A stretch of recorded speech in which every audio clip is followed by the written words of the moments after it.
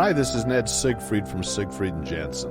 As proud sponsors of BeliefCast, we hope you are inspired by Todd's weekly podcasts, which contain so many courageous stories of recovery and personal growth. Remember, it's not what happened in the past that matters, it's what happens in the future. We invite you all to work hard and be optimistic about your future. Enjoy today's podcast.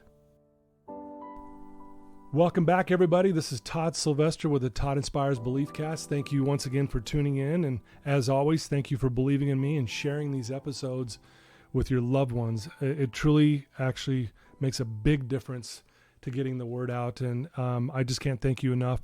I need to thank our sponsors, Wasatch Recovery, Siegfried and Jensen, Thread Wallets, and the beautiful music you heard before and after this podcast is by my good friend Paul Cardall. He's a award-winning pianist. He's amazing. He's had a heart transplant, and he's just an inspiration to so many people. So I'm grateful for him for letting us use his music. And today, you guys are in for such a treat. You guys have no idea what you're in for here. This is going to be amazing. Today, we're joined by Sarah Foley. Sarah, thank you for joining us. Thank you so much for having me. I'm so pumped. Oh man, you guys only know. You guys, I'm so excited. We have a mutual friend, Tiffany, that lined us up, and I love Tiffany. I know you do too. She's the best. Gem. Gem, for sure. So a little bit about Sarah, and there's so much to say about her. She's a confidence coach, a transformational keynote speaker. I've watched some of your talks. It's unbelievable, the energy you bring. She's a Tony Robbins certified breakthrough strategist. She's the founder of a Disability Icon Transformation Program. She does workshops. She does events. She calls herself Vertical Blonde, and you'll know why here in a minute. It's your belief system to me is one of the things that really attracted me to your message. It's such a powerful belief system, and so I mean the list goes on. You've been on the Mel Robbins show, the Tony Robbins podcast. Your Second Act by Patricia Heaton, and the list goes on. You've been written up on magazine articles. You've been on TV. It just goes on and on and on. And what a gift for me and for our listeners that you would be willing to be on my show today. So thank you. Gosh, the honor's all mine. So why don't we start, Sarah, or Vertical Blonde? Why don't we start? Where did you grow up, and tell us a little bit about your childhood? Sure. So I grew up in Sandy, Utah, just right down the street. And I, growing up, I went to private Catholic school. Okay. And growing up here in Salt Lake City, there's a lot of LDS, and my mom really kind of wanted to keep me in this little box, which maybe helped with my tenacity as I grew up. Yeah. But I had a great childhood. My parents, they owned a gymnastics gym. Okay. And so I was very much in that. I loved the performance. My parents were, they played guitar and sang all the time. My mom would go to the piano bars and sing and all these. And so I have kind of this performer in me, cheerleading and dance and all of these kinds of things. Really, there's something about a microphone. I don't know what it is for me, but when I get mic'd up, something kind of charges in my soul. Wow. So I've always loved that. Yeah. And that's pretty rare, by the way. Most people, when a mic gets in front of them, they're like, oh, okay. They freeze. They shut down. Totally. And I never knew up. that no one felt this way. I thought everyone loved it. Yeah. So they're awesome. Like, no, Sarah, you're different. So, but I was anxious to get out of Salt Lake my whole life. Like I hated the cold. I felt sheltered here. And yeah. I had this dream of being on MTV News. That was like the dream. I remember that. Yep. Right. Stuff, yeah. And with Kurt Loder. I mean, I remember it all. Right. Like I was there. And so as soon as I hit like 2021, I decided to go to massage therapy school so I could pay my bills while I went out to LA and tried to become an actress. Okay. And I ended up stopping a little bit shy of LA. I got to Palm Springs, which ended up holding a really great career. I hosted a television show out there, which was Entertainment Tonight for the Valley. And so I interviewed all these, artists and musicians and things like that. And I always kind of had this feeling like, I was always the one doing the interview. And I wished I had a story to tell. Yeah. I wish someone was interviewing me. I wish I had depth. And there was kind of this superficial feeling around it. Yeah. And so for whatever reason, my heart took me back to Salt Lake City. And I ended up going back into the spa world and managing a spa up in Park City for about 7 years. So, I've got some different backgrounds and industries from, spa management and, just that high level customer service and that experience. Yeah. And then I've got the experience of being on camera. And then lo and behold, back in 2012, I was running the spa at the time. And I went out on a kind of a weekend getaway down to Bryan Head with a new boyfriend, Sean, and another couple. And we went out on four-wheelers, and that's when life took a big flip. Yeah. Before we get to that part, and that's the big part, I think I've heard you say you always knew there was something big that was supposed to happen in your life. Like, big and many levels. Yeah. There was something burning. Kind of like what you said when you were doing those interviews. Like, man, there's got to be something more. There's more. There's more that I know I can maybe do or give and that kind of thing. And so I want to just point that out to our listeners that you always kind of had that feeling of, man, there's something big in my life that is going to be great. Yeah. Is that accurate? Absolutely. I just felt that I always kind of had this feeling like life is too short and that like we're here to do something big. We're not just here to go through the motions and pay the bills and like there's just got to be more to it. Yeah. And absolutely. That burning was in there from the get-go. I think, a little bit has to do with my upbringing with my parents and, the performer in me, there's always a bigness to performances. Right. But I did desire the depth with the performance. I wanted to change people. I wanted to impact them. I wanted to make a difference. Back in 2012 is when things started to things changed completely. You were on this trip. Let's just pick up from there. Sure. Yeah. Yeah. So we went down to Bryan Head. The first morning, Sean and I got up really early. We went on this hike. It's a moment that I will absolutely never forget. It was really the last time I was walking around.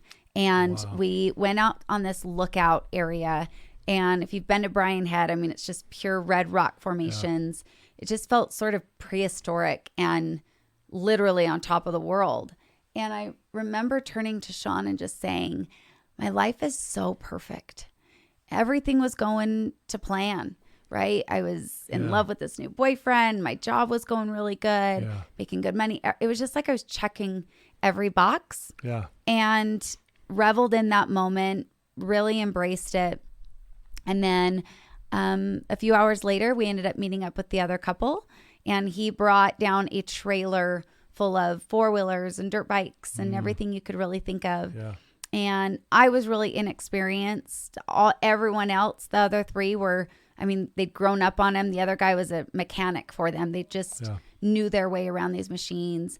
And I remember Sean just taking all this time. He said, we're going to keep you safe. Don't worry about it. We're going to take the safe trails. Got a safe helmet. You're going to go on the bigger safe one, everything. Yeah. And so we started going up along and starting to feel really confident on this machine and, winds going across your face and just feeling really good, really exhilarated. And at one point, we really couldn't tell where the path went, kind of went up and around a bend. And the guys said, we're going to go check it out, see if we need to turn around, what we got to do.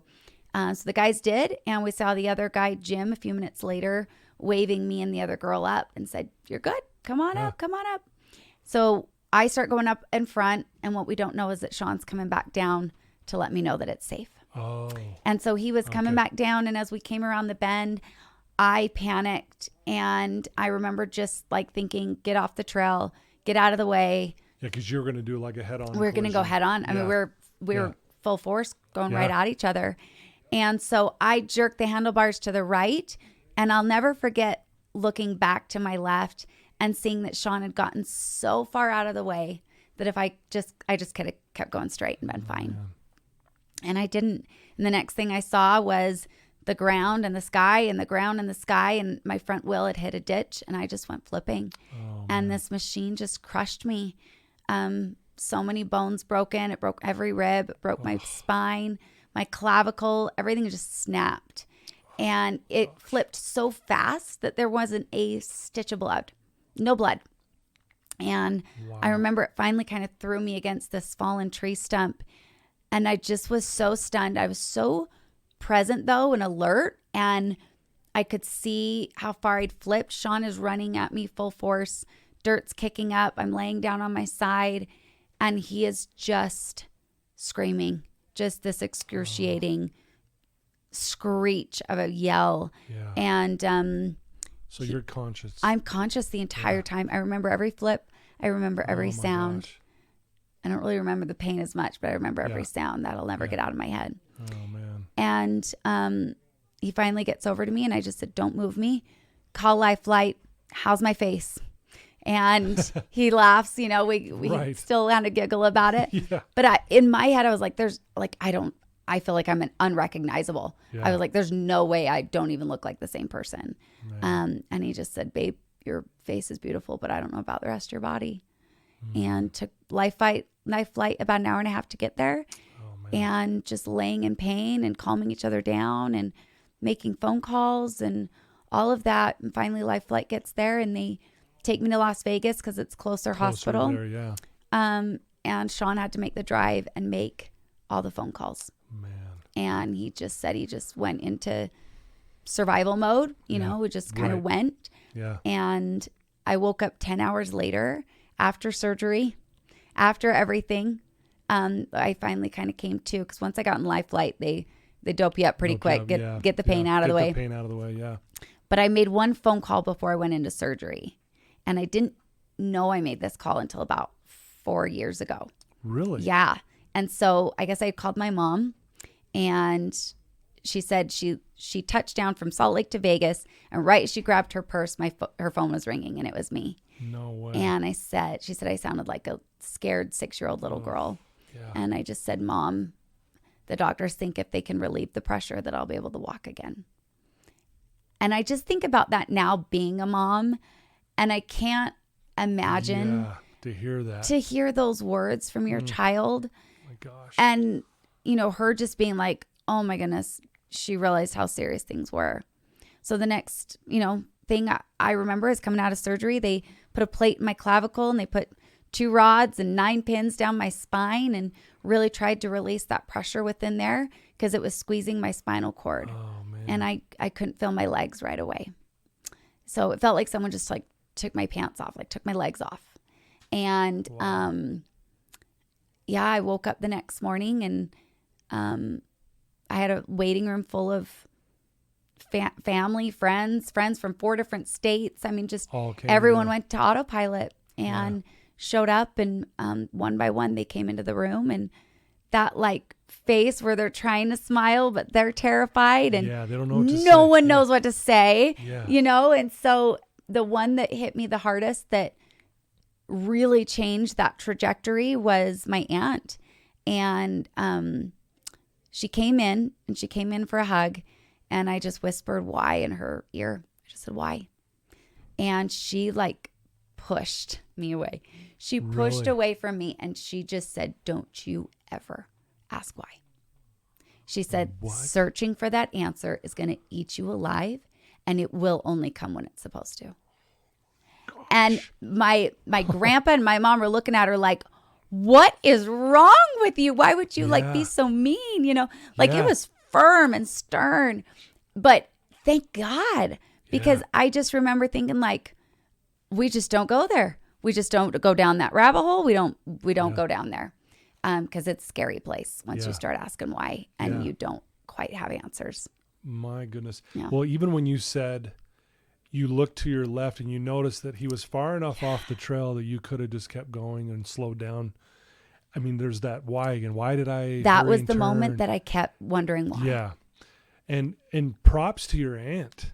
Yeah. To have the courage to say something in your darkest moment. I know. That don't you dare ask that question. Yeah. I mean, how did you respond to that when you heard it? Like, were you thinking she was being mean? Or did you go? I just remember kind of like this slapper reality of like, okay, like done. I won't do it. I promise, kind of thing. And I've asked her today, I was like, where did that come from? She said it was beyond me. Yeah. She said it came from above.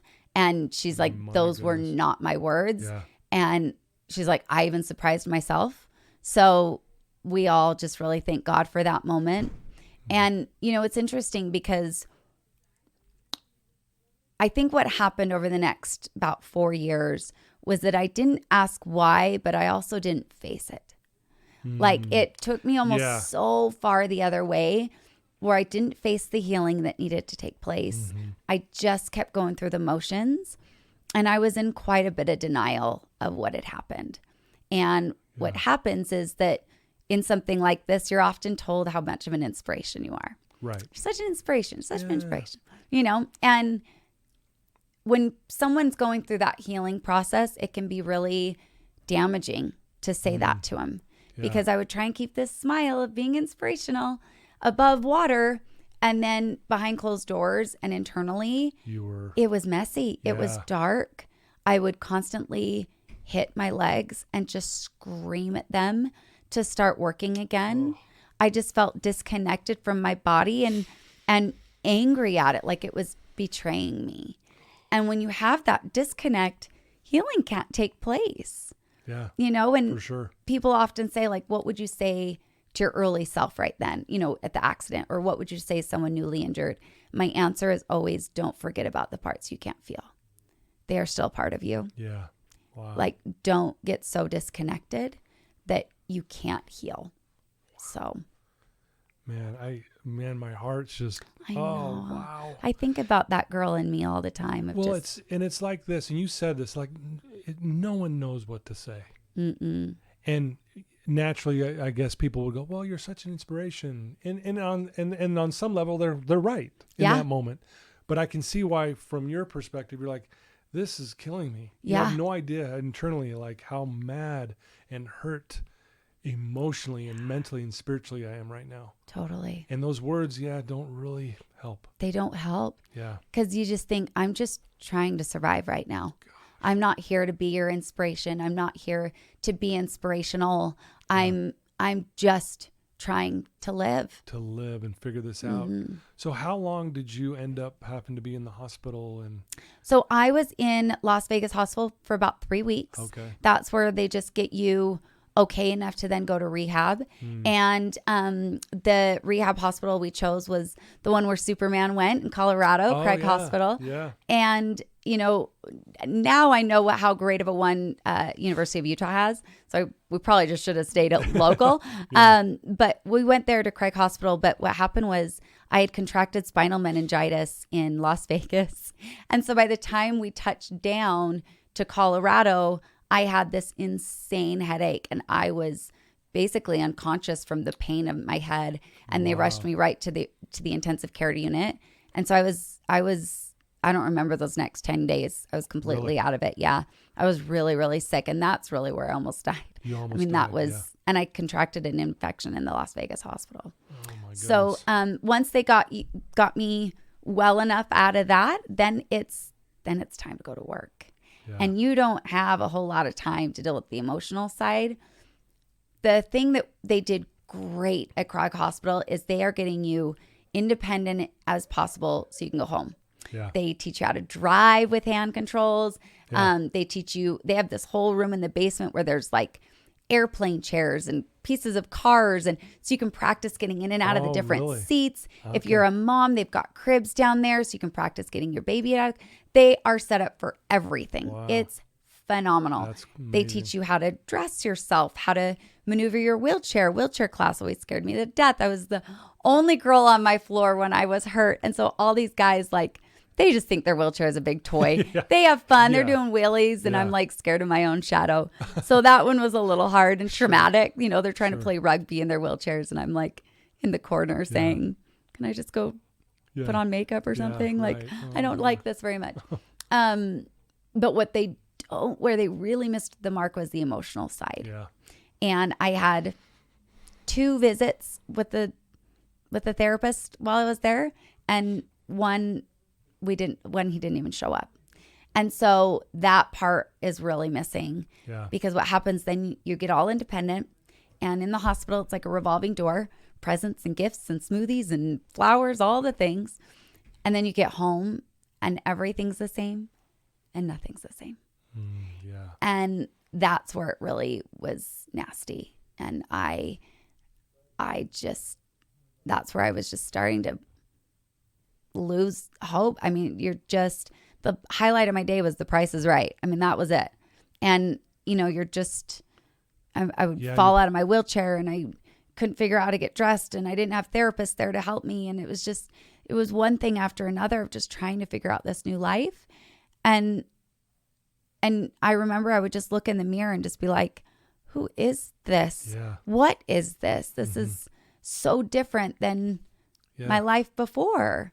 So to go from, being the boss running a spa to then being so helpless and needy and feeling like a burden, and all of those things that happen when you're in those early stages navigating. So again, it's hard for me to even try to put myself in that position, but I can imagine, like, you're probably just sitting there going, this is my life now. Yeah. What is going on here? Yeah. I know the story is a long story, and there's so much we can talk about, but let's get to, you're amazing now. And you were amazing then, just really struggling, but what started to change, and how did you start breaking out of this hopeless feeling? Totally. That to me is the miracle. That's the flip. That's the impact, right? Yes. Right. So now when people are like, you're so inspirational, I'm like, dang right I am. And I'm working to be there, that is the goal these days. So, I'll never forget. I call it my moment of impact. And I had this really negative view of disability before I got hurt. Right. And even after, I called it all the uns of life. I was like, people with disabilities are unsuccessful, they're unhappy, they're unhealthy, they're undesirable. They're just everything is what I felt. Yeah. And granted, it was a very stereotypical and negative view, but that's all I'd experienced. Yeah. I didn't have any frame of reference otherwise. And one day I remember I had gotten out of the shower and I caught a glimpse of me full length mirror, and I saw that I'd become all those uns. I was unhealthy. I'd put on a lot of weight. I was extremely unhappy. I felt very unsuccessful. I didn't have a job. I did all these things, and I just remember saying, like, my words had so much power, even the words that I didn't want to be, but it was all I was focused on, and what I thought I was supposed to be. And that's now what I teach a lot about is, like, when things happen, you have this global belief of what you think it's supposed to be like. You're right. Even marriage, motherhood, divorce, everything has this preconceived notion. And if you are not intentional about recreating that story in any way you want, remembering you have permission to write it however you want, right? You don't have to be the way that you saw it. If you saw your mom growing up and she didn't go after dreams because she was going to be a mom, and you think that, oh, now I'm a mom, I have to forgo my dreams. Yeah. We can rewrite it whatever we want. And so in that moment, I was like, I had become all those stereotypes, and it was up to me to do something different. Yeah. And I remember just saying, like, I'm opening my heart to healers. Like, I just kept praying for healers. Please, like, show me the way. Give me some guides. Give me some people to help me. And I met them. At this point, we had so Sean and I got married. We had a baby. And that was that 2-year mark. Yeah. We actually got married on the anniversary date of the accident. Are you serious? Yeah, I'm not even kidding. Oh my. Well, we laugh about it now because we were trying to, like, make it such a good day, not a bad day, and now it's just a messy day, and we don't know what to do or how to feel. Yeah, what do we do? Well, or do we celebrate? I don't even know. And so Sean's job had taken us to Maui, and so we're in Hawaii, and I just remember opening my heart and just saying, "Show me healers, show me everything." And I met a personal trainer who, that was my first step. I'm just going to get my body healthy again. So I met a personal trainer, and we would geek out in personal development our whole time together. Yeah. We would read books and be like, do you know our words have power? And do you know about belief systems? And we would just geek out. We were both kind of babies on it. Yeah. And then I also met this therapist who I called my medicine woman. And she taught me about parts work. And she really helped me tap into the parts of me that needed healing, the parts of me that could help me heal. Yeah. And just realizing all of that was within me. Yeah. And Love it. and so that's when I really began the process of owning my story, because the story had owned me for a long time. Yeah, I love that. And that's the goal now. Like helping people really take ownership of their stories, realizing they can. But my medicine woman, I call her Kathy, whatever, I don't know what we call her these days. But I remember our first session, she just got me really tapped into my body, and she helped me quiet my mind. And she just said, what do you need right now? Like the part that's hurting in you the most, what does it need? And it was my sense of femininity. Yeah. I missed feeling a flow in my body. You know, I was disconnected from it. I'm on this, I call it like this kind of masculine piece of metal. Yeah. There's no flow in my hips anymore. There's none of that. And she said, what does that part need? And I just said, I just need to dance in my own skin again. And so I just searched for ways to start dancing again. And I got connected to my body, and I would do photo shoots, and I would get dressed up, and I learned aerial silk dancing, and I learned all these beautiful things. And it was just this constant check-in of what part needs you the most right now, and what does it need? Yeah, beautiful. And when you start there, then you have some clarity and guidance and direction, because up until that point, you're just scrambling. You're just scratching at everything. And so that one was a big moment for me of just opening my heart to healers. And then there was a slap in the face moment. And that was on the Mel Robbins show. Okay. And are you a fan of Mel Robbins? Oh, yeah. I love her so much. Oh, she's amazing. She's amazing. And she tells it just like it is. Oh, that's what I love about her. She just tells you. She's so to the point. Boom. Kind of like your aunt. Oh, sure, exactly. Don't ever say why. Don't put them in the same room together. Right. So she had her new show coming out, and she was looking for stories. And I thought, you know what? Forgiveness. That was between Sean and I, a piece that really I wanted to own. Sure. And because, to preface, anytime something would go wrong with my disability, I needed someone to blame. And I always blamed Sean. Oh, yeah. And it was always in my head. I never said it to his face. But anytime something went wrong, I was like, if you hadn't put me in this chair, you wouldn't have done that. Wow. And you can imagine our marriage was amazing, right? Like if you're saying that all the time. I'm sure I'm wife of the year at that point. And, you know, he's feeling this sense of obligation, and we're burdening each other. I mean, it got really heavy, and we didn't face it for a really long time. So I get asked to be on this show, and I'm like, okay, I'm going to be inspiring. I'm going to help people, you know, forgive, and I'm going to do all these things. And I felt really hopeful and empowered. And we get there, and she opens me up in this way where I just start to kind of word vomit all of these nasty, all the blame, all why it's his fault. And I kind of like looked up after taking a breath, and she's just looking at me with this sadness of like, and she just says, you are still in that ditch. And I said, yeah, but he put me here. I was so determined. I was like, he put me here. And she said, I don't care how you got there. It's your job to climb out. I was like, oh man. You're like, dang. Dang is right. Yeah. So there was that ownership of, it has nothing to do with him. We're here. I got to accept this as starting point. Yeah. It's happened. Yep. I can hold that resentment forever, or I can forgive, release, and begin to climb out. Yeah. And that was big. Wow. Slap in the face. Oh my gosh. It was painful. Well, it's too. funny on live television. Yeah. Oh. Well, it's funny because with my clients that I work with, you know, a lot of times I'm like, okay, we're going to do a little slap therapy today. Oh. And they're like, what? I go, yeah, I'm going to slap you upside the head with a few things. Here we go. Boom, boom, boom. You know, and you hit them with the stuff. And again, I understand why you resented the whole thing. Well, who wouldn't? Yeah. And no one would blame you for doing that. Totally. But again, she's right. You'd stay stuck in that ditch if you keep holding on to that resentment, because you'll never get out. And it'll just be there the rest of your life. So luckily you had that moment with her.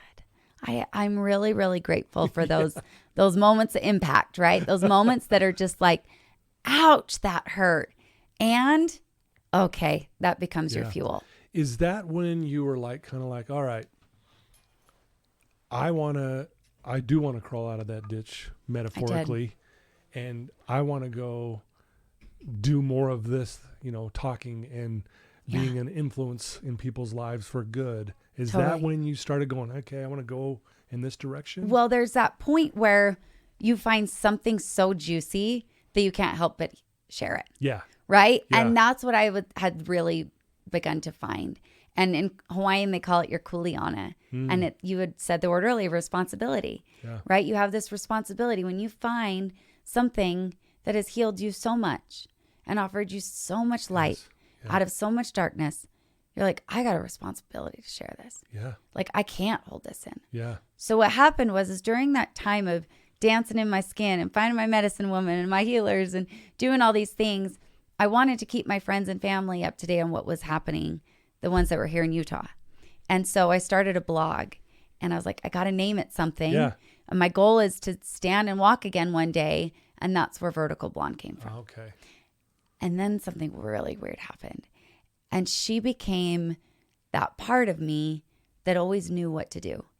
The part inside of me that I could lean on to get me out of the ditch, to forgive when the other parts of me wanted to resent. Like it was this, I call her my iconic identity. She was that part of me that knew what to do, that was willing to do it when Sarah was kind of scared out of her mind or mad or whatever it was. Yeah. And so I started tapping into Vertical Blonde more and more. And I started to show up in a different way. And she just represents all of that healing, all of that growth and all of that. And so she became this secret weapon. She's the one that I use to rewrite the story, to own it. And so for me, it's like, I even just this last weekend, I guided a room full of women through this journey. And there's that 3 parts. You got to heal it. You got to learn how to use it, right? Yeah, all of that juice that you gain. And then you got to share it. Yeah. And a lot of the healing comes from the sharing. Absolutely. I went to so many support groups and therapies and all these things. And as you're speaking, all the dots start getting connected. Yeah. And you start understanding and you have light bulb moments and epiphanies as you're speaking that you can't find with writing it out or thinking 100%. It out. Yeah. So the sharing is so vital. And then those that have the itch of the microphone are like, girl, it's game on. Like we got to help others. So it's like, it's helping people through that process. And that has been so powerful. Yeah. And people respond to what they're called. Yeah. I called my room full of women icons. What do you want to be an icon for? Yeah. And they start to sit up a little taller. Yeah. And they start to show up a little different. Yeah. And I said, what's your iconic identity name? What does she represent to you? What do you need to tap into? And they say, dang right, I am empowered. I am powerful. I am confident. And they remember that they already have that inside of them. It's not a mask. Yeah. There's a difference. For sure. Right? Yeah. And a good friend of mine, her name's Sarah Delane, she explained why it works so well. And she's an actress. And she said, you can always tell the good actors from bad because the bad actors are just trying to put on the character. But the good actors are becoming it by tapping into the part of them that already knows how it feels. Oof, that's powerful. So that's what this is. That's powerful. It's already there. Wow. So what do you got to tap into? Dang. It reminds me of an amazing quote by Pablo Picasso that says, the meaning in life is to find your gift. The purpose in life is to give it away. Give it away. Right? I love that one. And that's really what you're doing. Did you know when you were, that this was the big thing that was burning inside of you? Like, this is it. Like, did you now know, like, okay, I'm starting to see the big picture here. Yeah. That this all happened for me. Totally. Versus it was happening to me and I'm the victim and I'm stuck in the ditch. Well, I always say that my aunt got it half right. She got the part right where you don't ask. But I think the part that was missing was that you get to decide. Ooh. You don't ask why, you get to decide why. And nothing has meaning until we give it meaning. So if you think about it, it's like, yeah, this is that depth that I was craving. This is where I get to pull all those skills that I have, all those talents, the love of the microphone. I get to actually put purpose behind it. Dang. And I realized that a couple of years ago, where I just said, I get to decide, and I get to decide what I want to do with it. And for me, the whole message is this process of becoming vertical. Yeah. I was watching one of your talks, and I think, if I'm quoting you correctly, you said, I decided I would become vertical again. Mm-hmm. And talk about that for a minute, because, you know, the power of choice is real. Yeah. And I love what you say. Words matter. What we say matters. Totally. You know, just to say, I'm gonna decide to be vertical again. Just saying that, how empowering that is. So talk about that a little bit, and how choice and choosing the path you've taken has played such a vital role in what you're doing. Well, it was interesting when I met that therapist, Kathy. Mm-hmm. Her and I developed such a gorgeous patient-client relationship. Yeah. It was incredible. And I once said, I said, you know, in your four walls is where I feel the most me and the most accepted for it. And she said, yeah, and I love you even more for it. And it was this reminder of permission. Yeah. That when you feel that sense of permission to truly decide how you want to show up and then actually do it, and it feels aligned. Again, it's not the mask, it's that becoming process. Right, yeah. That it is so, you embody it and you become something so different, and it's totally up to you what that looks like. And in her four walls, she gave me the power of choice. She gave me the permission to choose. Yeah. And it's funny, we feel like we shouldn't need permission. I give myself permission. But we kind of feel like we do. Yeah. And once we feel like we get a little bit of permission, then we're like, okay, maybe a little bit more, and maybe a little bit more. Right. And then we kind of keep adding on to it. And that's how confidence builds, right? Confidence is, I always say, an action word. It comes from the doing. Absolutely. And so for me, I love giving people a space where they have this safe, contained space of full permission. Yeah. That was Saturday. I had this girl come up. She says, I don't know how you do it. She said, I have been sobbing. I've been going to all the depths of my soul, and I'm having so much fun. She's like, how are you doing all of that in one experience? She said, I feel so good here. Yeah. I said, yeah, because we feel safe in here. Yeah. And that's created by everyone showing up for one another. And when you play full out, you give the next person permission to play full out. Yeah. Wow. What are some of the most impactful things you've heard from one of your patrons that are watching you and listening to you? I mean, I know that's a big question. Oh, but, man, yeah. I mean, I'm sure you've heard a lot, but what stands out? What are people coming up to you saying, you said this and it changed everything? Or is there something that stands out? I mean, I've had quite a few, and I feel really humbled and grateful every time they do. One specifically is coming to mind of, you know, it was kind of this, she's like, you know, you'll tell me what I need to hear. And there's always a pause where I hate you for it because it's so hard to hear. Right. And then I know that it's always backed with so much love. Yeah. And I remind myself of that. Mm-hmm. And then it forces me to up level. It forces me to go all in. And I just love that, because I feel like the things we don't want to hear are the things we need to hear the most. Right. I mean, just all my moments of Mel Robbins and my aunt, like, they all told me the thing I did not want to hear. I hated them for a moment for it. Truly just like, this sucks. I mean, I remember with Mel Robbins, I was like, are you kidding me? And then it was like, gosh, it was said with so much love, and look what I get to do with it. Yep. So I loved her for saying that. And she just said that recently. So it's top of mind, but yeah, that's beautiful. She was one of my very first clients. So, the Disability Icon program, my trainer and I had such a drastic physical transformation that I ended up getting messages from all these other women who were wheelchair users saying, how do I feel happy again? How do I look thin again? How do I do these things? And so we started a personal training business for wheelchair users. No way. And that's where amazing. All of this started. So when I started, the big goal wasn't like the big events and big stages. It was helping people feel good in their bodies again. Yeah. That were in the same shoes as I was. Boy. So, and the one that sent me that message, she was one of my very, very first clients, and she's been with me ever since. Oh my goodness. Yeah. Wow. It's, I mean, just mind blowing. You know, I'm sure you've learned so many lessons. You've already mentioned something like owning your story. You know, I had an experience once where I was speaking at the prison out at the Point. It's no longer there now, and they had 3 inmates get up before I was going to speak. And the last one said at the very end of his story, if you don't own your story, it owns you. I had never heard that before, honestly. And I went up to him, I'm stealing that from you. Because it's so true. So why is owning this, and for all of us listening, owning our story, why is that so important? Well, because the story we have around what's happening is what dictates your next action and how things pan out. Yeah. Right. And so the story, remember, I had about disability, it directed how I ended up showing up in my skin and my body and my life. And so it's that story that truly has the chokehold. Right.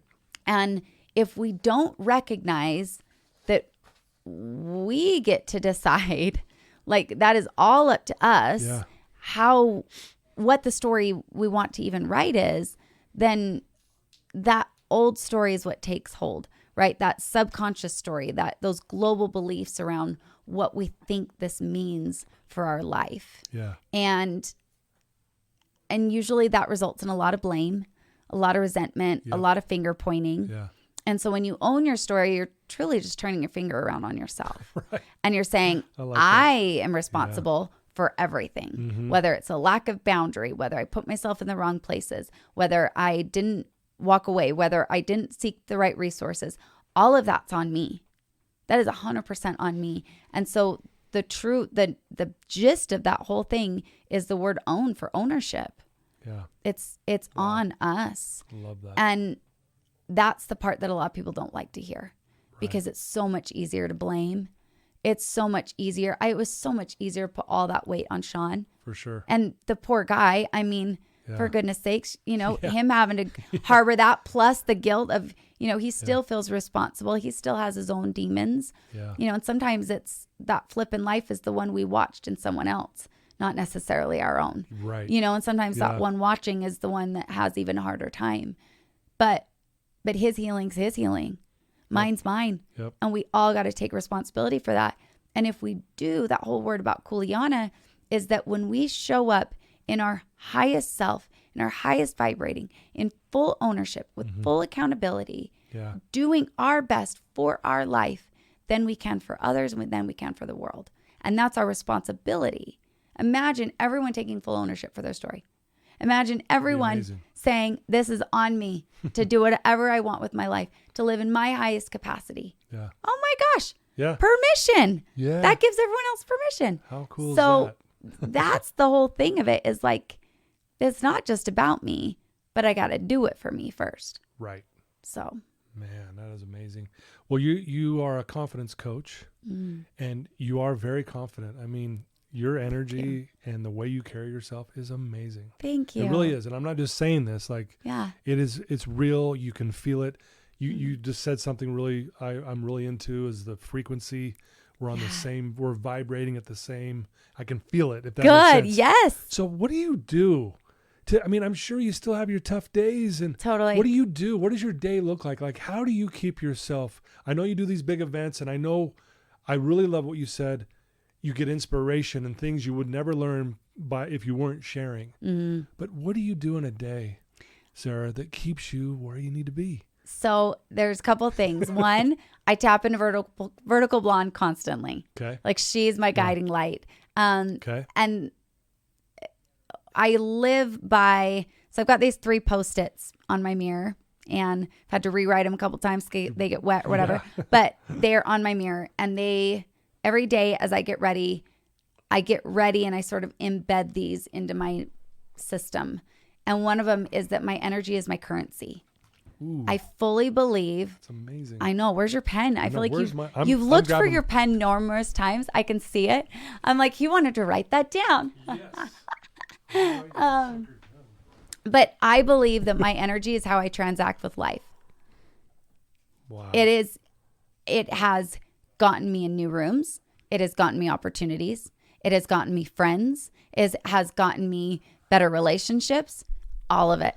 And so I constantly remind myself of whatever I want in my life, I got to be it.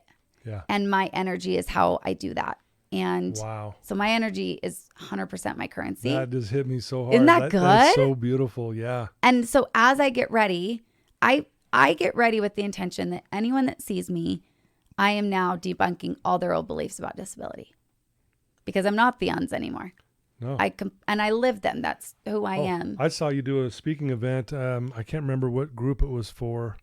You come in and you got this side screaming, this side screaming, this guy's bumping and jumping and around, and the energy, and like the energy you produce, so you called it from sitting from this chair, I can be the most energetic person in this room. Totally. And you blew these people away, and I'm watching this going, what is going on here?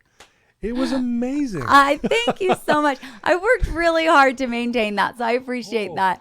Dang, And that was powerful. Yeah, it's amazing what you put out. So Yes. my energy is 100% my currency. Dang. And I'm still in that, by the way. do it. And I'll quote you, though. Okay, good. Like, I want credit. You're giving me credit for sure. And then the other post-its on my mirror, one is I am free, reminding myself I'm free to decide what anything means. I'm free to do it differently. I'm free. Yeah. And the other one is that self-discipline is the greatest form of self-love. And I feel like that's the key to confidence. The word confidence at its core means to trust in. And so that's why I call it an action word. The only way to build trust is through the action. You need the courage and kind of that iconic identity to get you to take the action, but you only build that trust by the doing. By the doing, yeah. And so just reminding myself that having the discipline to follow through is what's going to build that confidence in myself. Yeah. So, but I made a commitment this past year that my speaking would not be the top of my priority. Anything else, the thing at the top of my priority is my health. And I make working out really key. Yeah. The supplements I take are key. The things I put in my body, the things I feed my mind, all of that is the top of the priority, because there was a point there where the speaking was top of the priority and my physical health took a hit. I got really, really stressed. I got a lot of inflammation, just was not doing well. Right. And while my speaking was good, I could see my body was not the energy that I needed. Right. So I made top of my priority is my health and my fitness. And I think that that's why I can command the energy I can in a room and not be so depleted afterwards and not feel like I'm, my one friend, she's like, how are you always on? Yeah. I said, because I'm constantly in flow of it. Like nothing's forced. Yeah. There was forgive me for saying this because I can't remember the source, but they did a study. There was this, I think it was a university here, but I can't remember which one, of these 80-year-olds in India. They're 80 and they work 60-hour work weeks. What? And they're 80 years old and they're like, and they interviewed them. They sat down and were asking them, like, how do you guys do this? And the common thread among all of them is we just tap into the energies that's within us. We've got it. We just tap into it because it's there. It's already there. And it doesn't matter. Age doesn't matter. And it was like, what? Oh my And God, so- I love and these that's what I'm- guys. Yeah, and that's what I'm hearing you say here is like, you just tap in to the energy that you have within you.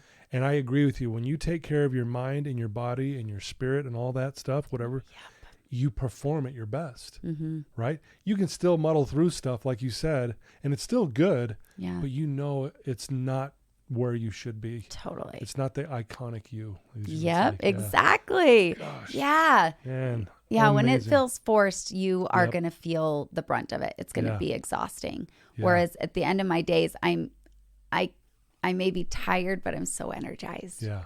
Right? I'm so excited to wake up the next day. And then you start to get that momentum and you're like, oh, now you just get to that point where you're unstoppable. Yeah. Do you ever like now just go, I can't believe what I've created? Every day. Right? Every day. It's amazing. I'm in awe. Yeah. I'm in such awe. And there are moments where it's kind of like you want to stop time for a second and just really enjoy it. And I feel really lucky, but I'll never forget hearing what Oprah says about luck. It's when opportunity and preparation meet. Yeah. And so I feel really lucky, but I've also really done a lot of work to make For sure. to create the luck, or to create the opportunity for miracles to happen. And so there's moments where I'm really blown away by what has happened and where I've come from and what I've been able to do. And I'm really proud of myself, honestly. Well, you should be. And it goes back to what you said earlier, that words matter and what we say matters. And when you call yourself a creator, then your actions, when they start backing that up, you put in the work. Yeah. Because you believe you're a creator. Totally. Right? Absolutely. And listeners, I hope you're listening to this. Please. Are you taking your notes? Take your Do notes. you have Grab your a pens? pen. You should have had a pen, because there's 1,000 things you could write down in this episode already. It's been fantastic. You're doing a lot of good out there. What's on the horizon for you? Is it just continually doing what you're doing currently, or do you see? Because I know you think and dream big. Oh, I do. Is there other things that you're working on that you'd maybe share with us? Totally. So I love writing. Writing is like my happy place. And unfortunately, I do a lot of journaling, but the actual writing, sometimes when you're at home, it's a little hard. And so I've done a couple getaways to really work on it, but I'm working on my book. It is called Becoming Vertical. Oh, man. And the podcast is starting soon, Becoming Vertical. Yeah, it might be calling you for some notes. And so that, I feel like that's a movement that I really want to create. For sure. Is just this process of becoming vertical. It's a process that never ends. Yeah. There is no finish line. Yeah. It is truly this constant becoming. And so I really want to create a movement out of that, of the book, the podcast, the way that people show up, and empowering them and giving them that full permission. So that's big for me. I've dreamt about writing a book for so long. Yeah. I'm just about there. It is the most cathartic and beautiful and healing, all the things in a one type of experience. Yes. It is wild, and it's so hard to decide what goes in there and what doesn't, what makes the book. So I just kept calling it my first book, so that it kind of relieves that pressure to get it all in one. So that's coming soon. And that has always kind of scared me. I think that's why it's been hard to finish, because I feel like it almost kind of takes my breath right now.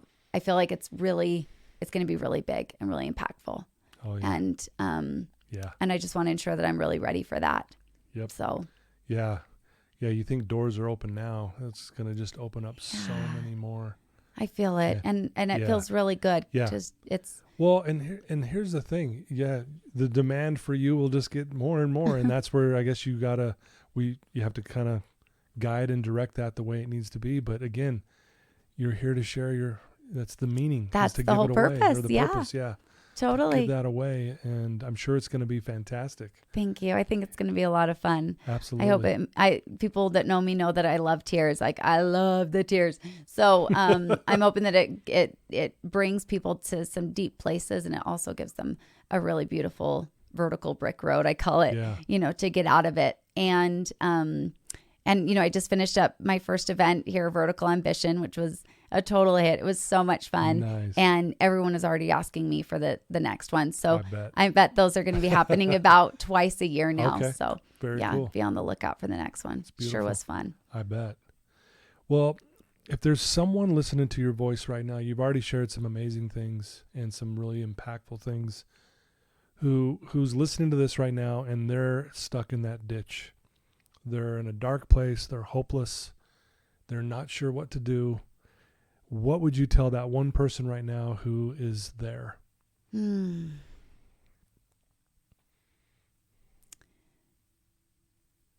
Pain is universal. We all experience pain. The overcoming and the climbing out is not so common, but it is possible. Climbing out of that ditch is 100% up to you, which also means that you'll get to take all the ownership over it, all the pride of climbing yourself out of it. You'll get to own that and savor that. Do not forget about the parts of your life, of your body, of your relationship that you cannot feel. I know that it's easy to detach. It's easy to pretend it's not there. It's easier to ignore it. but it will just get more and more painful, and the darkness will become that much more dark unless you start climbing. Find resources. That is up to you. Create boundaries. That is up to you. Find opportunities to dance in your own skin, whatever that looks like for you. Yeah. That is up to you too. Take ownership of that story. Don't let it hold you there any longer than it needs to. Allow yourself to heal. Allow yourself to use it. And then start sharing it. Wow. Yeah. Don't know what to say after that. That was beautiful. Wow.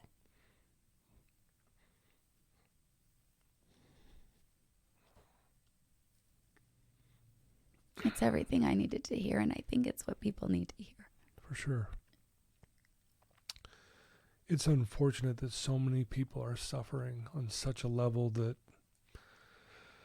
you know, they're in that ditch that, as we keep referring back to, and that's why your message is so needed, because if you can do this, that's why you are the inspiration, because it's like, man, if she can command a room in a chair as she does and bring that energy and that confidence and that love on that level, you know, I can get through what I'm going through because she did it too. Not that it's easy, not that it's not work involved, but man, that's why I think people love you so much. You know, we have some mutual friends who absolutely cannot say enough good about you. Like literally, it's like I almost got to go, okay, I get it. She's amazing. Okay. I got things to do. But I just, man, that was so beautifully said. Thank you. Yeah. Yeah, I think that one thing my therapist said, I was, you know, I mentioned before that I have within my family some pains and some different addictions and so forth. Yeah. And I remember just being so confused about it. And she said, you never know how this pain is going to end up serving them. You can't. Yeah. If you take away someone's pain, they don't get to gain the strength of taking it away themselves. Yeah. And we never know. I just loved that for whatever reason. Hit me so hard. We never know how this pain will serve you later. Yeah. And so that's why the denial of it is so hard. And so it delays the inevitable. You know, it delays the joy and delays the overcoming. But once you start to face it, as painful as it is to face, that is where you're going to gain all the juice. Yeah. I mean, I am only this way because I got all that juice myself. Exactly. And it was not a goal to be on stage. Right. It was a goal to just feel better in my skin. Mm-hmm. So I think people get really overwhelmed by the big picture and what step to do next. Yeah. And for me, I always just to have them tap right in there. Hold your stomach right below the rib cage. In Hawaiian, it's called your na'au, your deepest inner knowing. This is your seat of thought down here. It's not your head. It's down in your gut. Yeah. And when you drop down into your body and you say, what part is hurting the most? And what does that part need? That is step number one. That's the only thing you focus on. Yeah.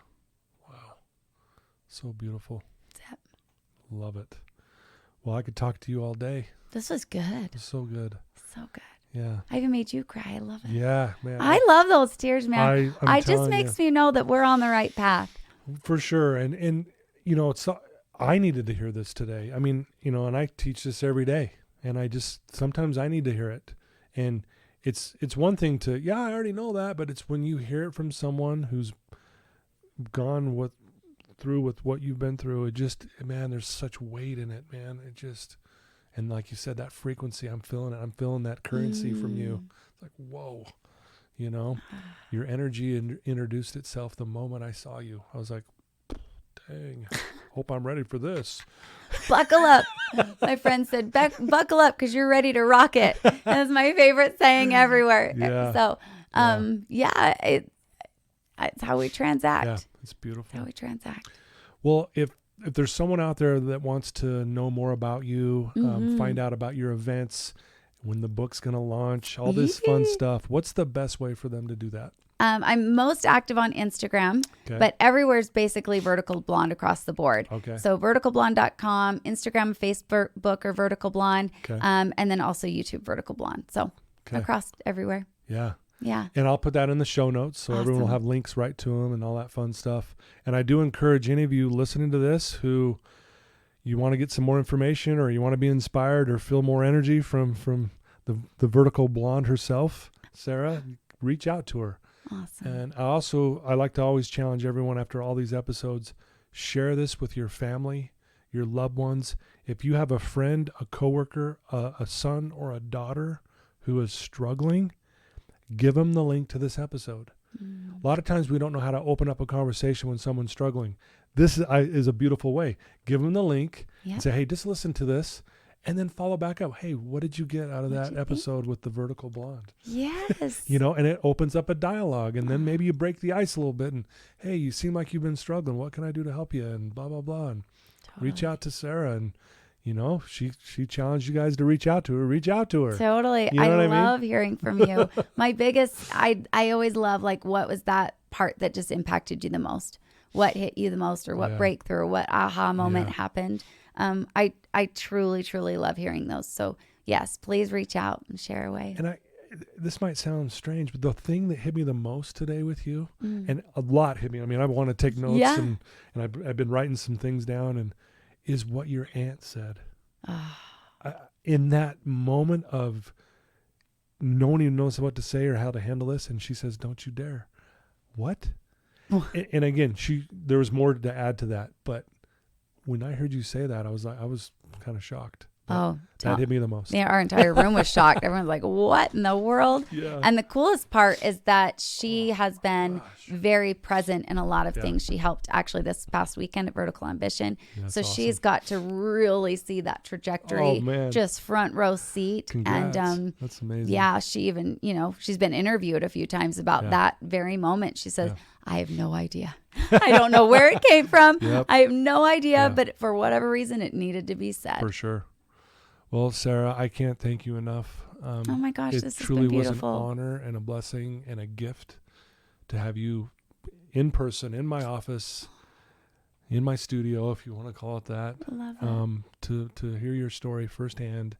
Thank you for taking time. I know you're busy. You're pulled in so many directions, and so many people want your attention. And to be able to have you here today really means the world to me, and I can't tell you how much I appreciate it. Oh my gosh, the feeling is mutual. This has been really beautiful.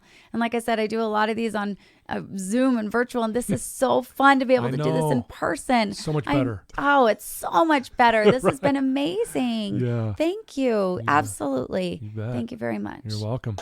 Well, there you go, folks. I told you were in for a treat today, and boy, was I not kidding, right? Sarah Foley, the Vertical Blonde. Check out her website. Reach out to her on Instagram or Facebook. You can reach out to me too, and I'll send the messages on to her. But thank you for tuning in. Again, thank you for believing in me. Thank you to the sponsors for also believing in me. It means the world. We're ranked really high in the mental health world in podcasts. That means the world to me, and it wouldn't be possible without your help. And thank you again, Sarah, for all that you do, and best of luck of all. And I can't wait for your book to come out. I will definitely get it. And I know you will. You're going to add it to your shelf. I love to read, so we'll add it. Probably going to be hot pink. We're going to add some color over here. Absolutely. All right. Well, thank you. And until next time, I guess, right? Thank you very much. Okay. Take care.